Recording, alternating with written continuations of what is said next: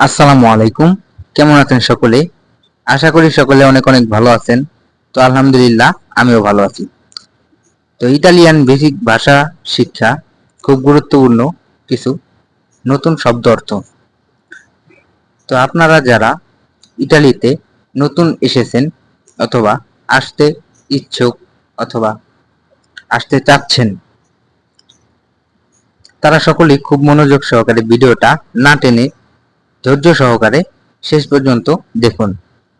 এখানে খুব গুরুত্বপূর্ণ বেসিক কিছু শব্দ অর্থ রয়েছে, যেগুলো আপনার জানা খুব জরুরি, খুব গুরুত্বপূর্ণ, যেগুলো জানলে আপনার ভাষা বলতে এবং বুঝতে ভালো হবে আর কি।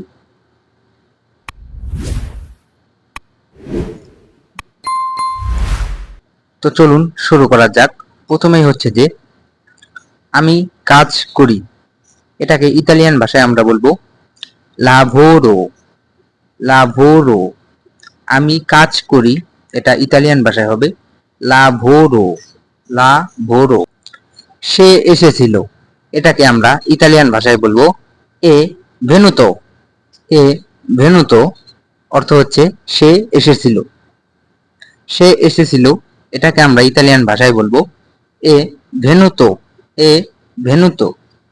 বাস করা, এটাকে আমরা ইতালিয়ান ভাষায় বলবো ভিভেরে।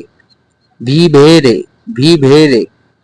বাস করা, এটাকে ইতালিয়ান ভাষায় বলবো ভিভেরে। ভিভেরে অর্থ হচ্ছে বাস করা। পরে, এটাকে ইতালিয়ান ভাষায় আমরা বলবো দপো। দপো অর্থ হচ্ছে পরে। দপো। দপো অর্থ হচ্ছে পরে। পরে, এটাকে আমরা ইতালিয়ান ভাষায় বলবো দপো। দপো অর্থ হচ্ছে পরে। তো তারপর হচ্ছে যে যে কোনো। যে কোনো, এটাকে আমরা ইতালিয়ান ভাষায় বলবো কুয়াল সিয়াসি। কুয়াল সিয়াসি। কুয়াল সিয়াসি অর্থ হচ্ছে যে কোনো। কুয়াল সিয়াসি অর্থ হচ্ছে যে কোনো। যে কোনো, এটাকে ইতালিয়ান ভাষায় বলবো ওয়াল সিয়াসি। তো তারপর হচ্ছে যে নতুন। নতুন, এটাকে আমরা ইতালিয়ান ভাষায় বলবো নুভো। নুভো। নুভো অর্থ হচ্ছে নতুন। অংশ। অংশ, এটাকে আমরা ইতালিয়ান ভাষায় বলবো পার্তে।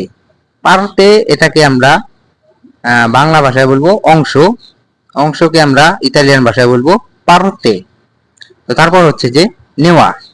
নেওয়া, এটাকে আমরা ইতালিয়ান ভাষায় বলবো পেন্দেরে। পেন্দেরে অর্থ হচ্ছে নেওয়া। পেন্দেরে অর্থ হচ্ছে নেওয়া। তো তারপর হচ্ছে যে পাওয়া।